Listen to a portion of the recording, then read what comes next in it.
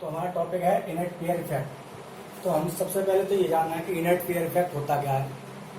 Inert pair effect किस group पे लगता है, ग्रुप के किस एलिमेंट पे लगता है, और जब एलिमेंट पर ये इनर्ट पेयर इफेक्ट लगता है तो उसकी ऑक्सीडेशन स्टेट में क्या चेंज होता है।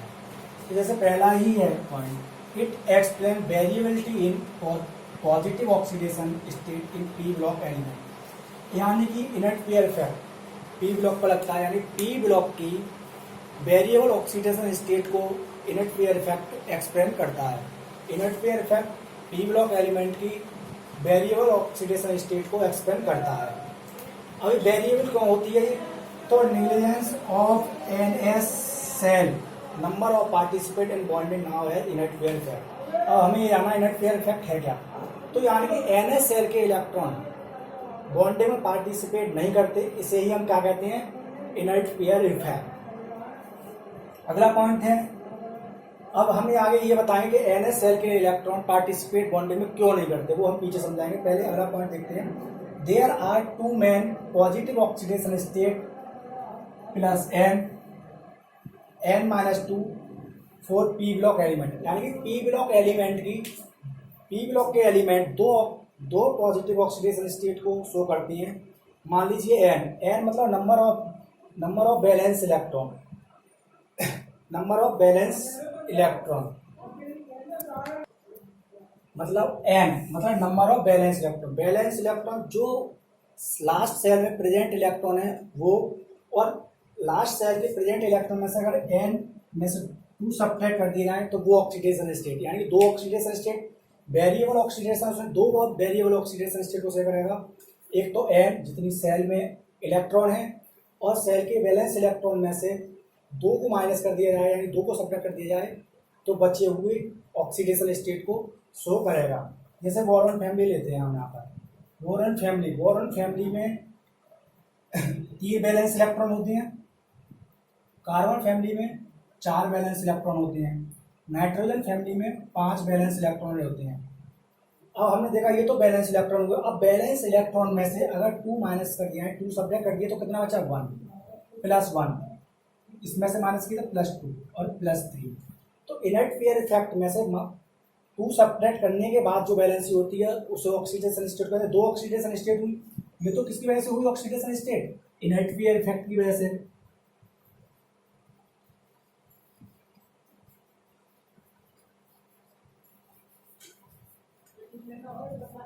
इनर्ट पेयर इफेक्ट, और ये ऑक्सीडेशन स्टेट ये रियल यानी एक्चुअल इसकी ऑक्सीडेशन स्टेट है जो उसके बैलेंस सेल में total number of present electron है, यानी due to noble gas configuration.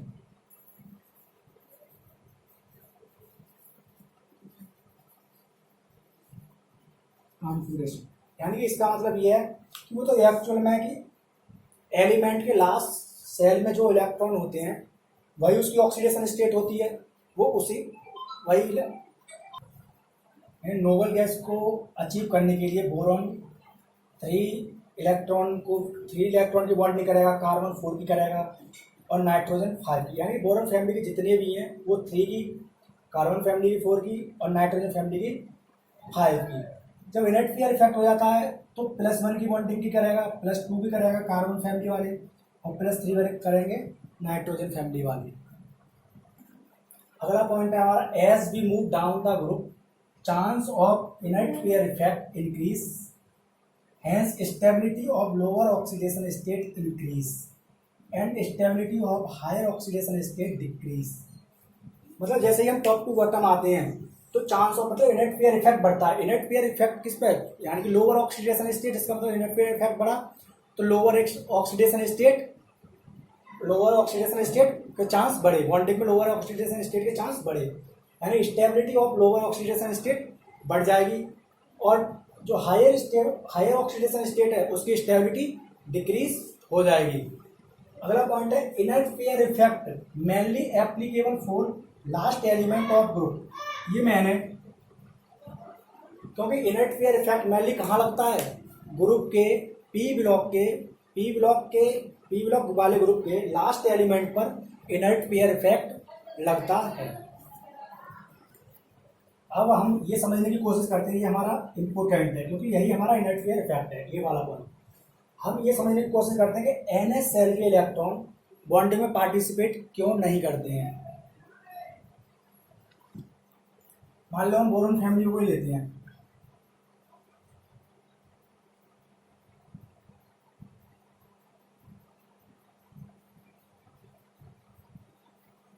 ये होती है, तो इसका हम कॉन्फ़िगरेशन लिखते हैं।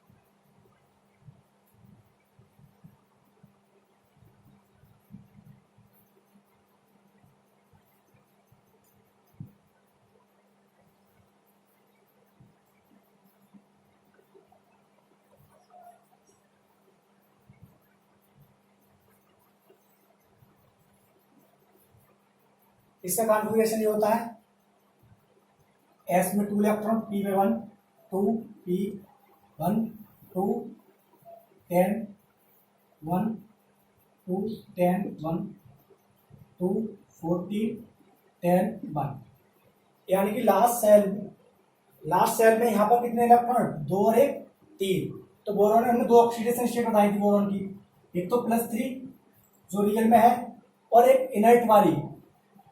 जब इनर्ट पेयर इफेक्ट लगता है, इनर्ट पेयर इफेक्ट यानी कि एक इनर्ट पेयर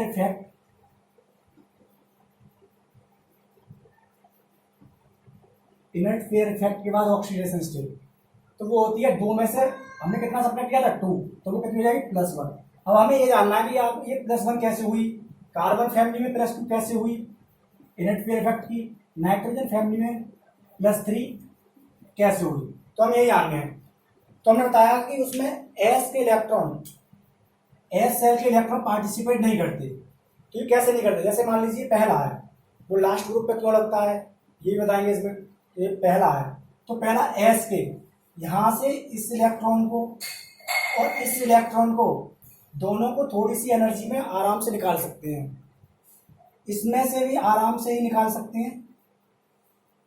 जब इसकी बात आएगी, तो जब इसमें से निकलेंगे तो पहला इलेक्ट्रॉन निकल जाएगा, दूसरी सेल का इलेक्ट्रॉन यानी बैलेंस सेल का S इलेक्ट्रॉन थोड़ी दूरी पर है, क्योंकि बीच में D आ गई, तो इसे निकालना थोड़ा मुश्किल होगा।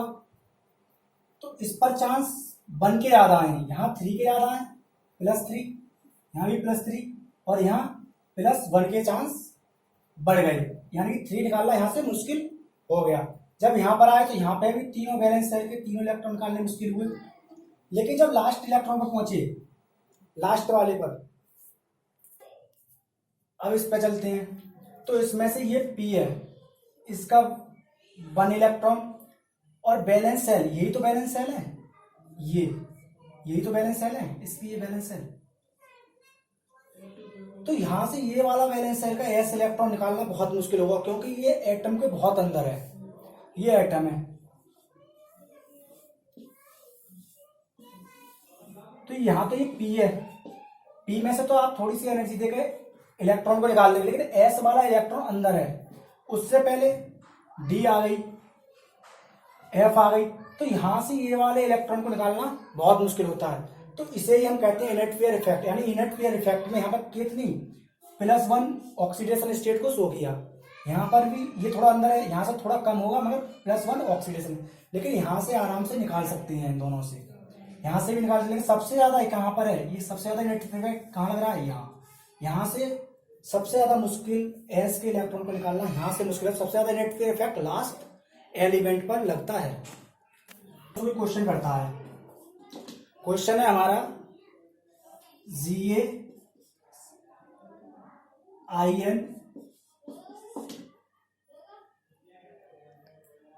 और ये 3 एलिमेंट है। अब इनमें कोई हमसे पूछ रहा है कि इसकी स्टेबिलिटी किसकी ज्यादा होगी, यानी किसकी स्टेबिलिटी ज़्यादा है। हमसे कोई पूछता है तो हमें कैसे बताना है,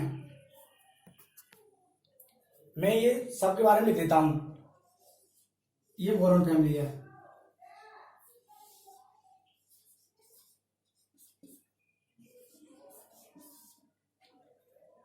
ये बोरॉन फैमिली है,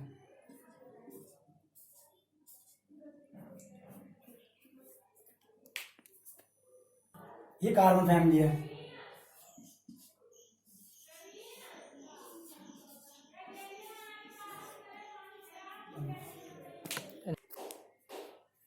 ये नाइट्रोजन फैमिली है।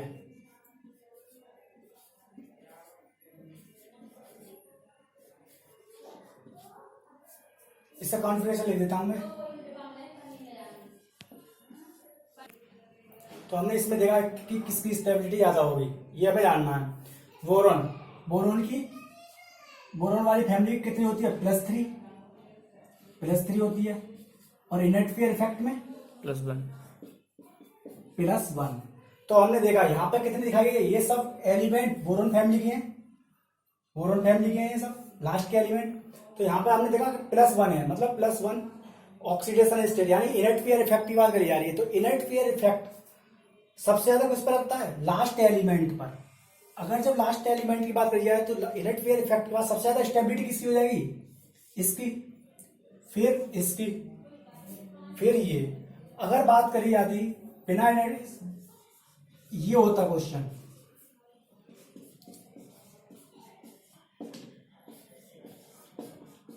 अब ये +3 ऑक्सीडेशन स्टेट है, मतलब ऑक्सीडेशन स्टेट किसकी नहीं है, अब तो ये रियल वाली है, इनेट पेयर इफेक्ट नहीं लगा था। तो सबसे ज्यादा ऑक्सीडेशन स्टेट स्टेबल किसकी होती, ऐसे।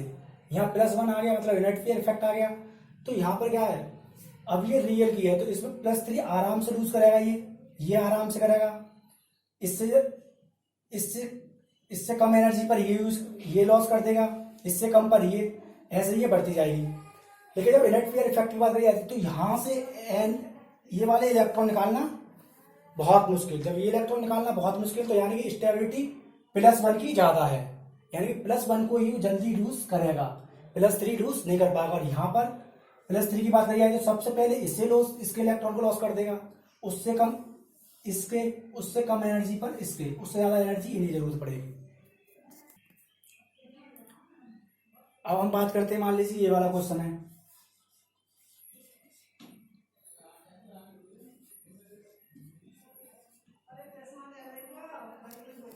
अब मान लो कोई हमसे इसमें पूछता है किसकी स्टेबिलिटी ज्यादा है, मतलब स्टेबिलिटी मतलब ज्यादा कि किसके इलेक्ट्रॉन जल्दी निकल जाएंगे। तो इसमें देखते हैं हम, तो ये Ge+2 की बात हो रही है, यानी कि कार्बन फैमिली के आ गए ये सब, कार्बन फैमिली के। कार्बन फैमिली में ऑक्सीडेशन स्टेट कितनी होती है, +4। लेकिन यहां पर बात हो रही है +2 की, सब में +2, मतलब इनेट पेयर इफेक्ट वाली बात हो रही है।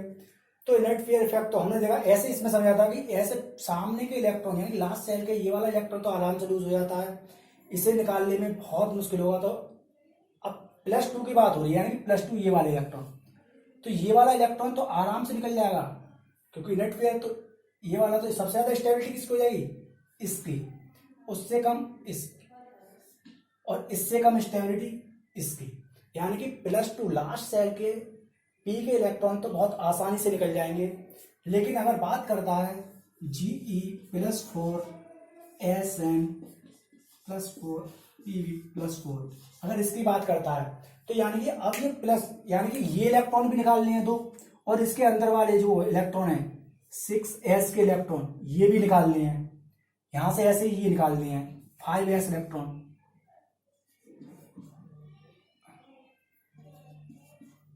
यानी कि अब क्या है, +4 ये इलेक्ट्रॉन निकालने, 4 इलेक्ट्रॉन निकालने, तो यानी 2 ये तो आसानी से निकल जाएंगे।